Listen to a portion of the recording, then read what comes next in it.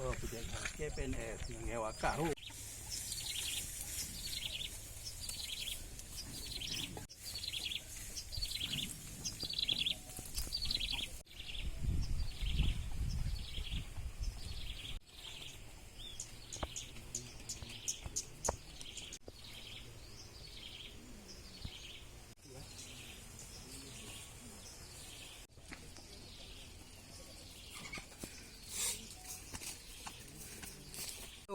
InsyaAllah kita bantu neng hơi bekat padung engkau.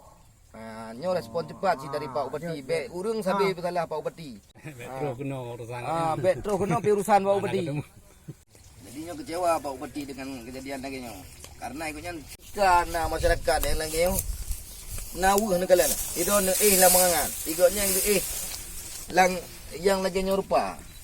Iban anggaran desanya anda pergunakan bak kecilkan gelung infrastruktur mentang iji kebutuhan masyarakat sesuai kepentingan masyarakat karena dananya dana kesejahteraan untuk masyarakat kecil-kecil setiap laporan kecamat pun ikutnya terima laporan mentang bersih-bersih dan tanpa mengecek lapangan baru sana Kuda kepegah lagi terus ya usaha apa